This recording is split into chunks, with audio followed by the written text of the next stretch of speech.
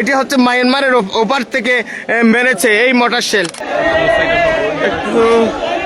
সবাইকে Chittagong ট্রিবিউনের news room থেকে স্বাগত।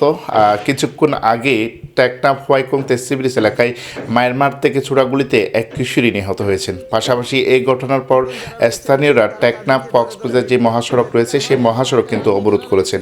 এরপর যে স্থানীয় জনপ্রতিনিধি পাশাপাশি যারা রাজনৈতিক নেতৃবৃন্দ তারা ঘটনাস্থলে গিয়েছেন, পাশাপাশি আইনশৃঙ্খলা বাহিনীও তারা ঘটনাস্থল পরিদর্শন করছেন। এর আগে বোর্ড থেকে ব্যাপক গোলাগুলির শব্দ পাশাপাশি মটরশেল বিস্ফোরণের মতো কয়েকটি ভিডিও সামাজিক যোগাযোগ মাধ্যমে ছড়িয়ে পড়েছে।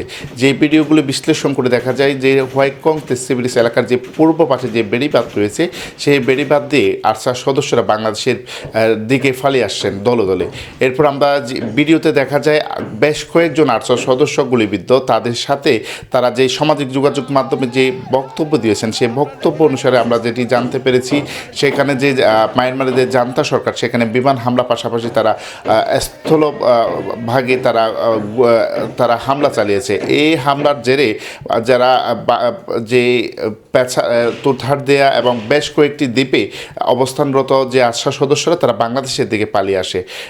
এরপর পরে সেখান থেকে তাদের লক্ষ্য করে যখন গুলি ছুড়ে সেই গুলিতে লম্বাবিল এলাকার এক কিশোরী নিহত হয়েছেন এবং নিহতের গোলে এই মুহূর্তে শোকের মতন চলছে।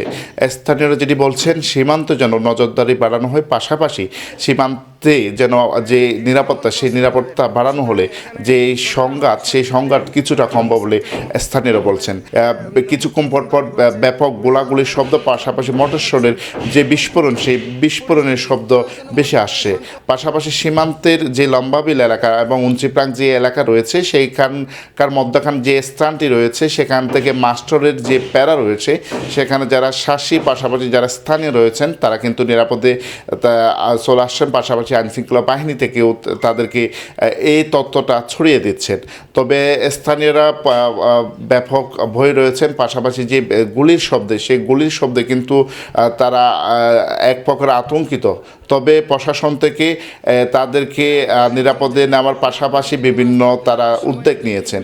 তবে স্থানীয়রা যেই দাবি তুলছেন সেই দাবি হচ্ছে সীমান্তে যেন নজরদারি বাড়ানো হয় এবং মায়ানমার থেকে যেন কোনো ব্যক্তি যেন বাংলাদেশে যেন আসতে না পারে সেই দিকে নজর রাখার তারা আহ্বান জানিয়েছেন। এ ছিল আমাদের কাছে আজকে যে টেকনাফ সীমান্তে যে গোলাগুলি এবং যে একজন কিশোরী নিহত হয়েছে সেখানকার খবরাখবর।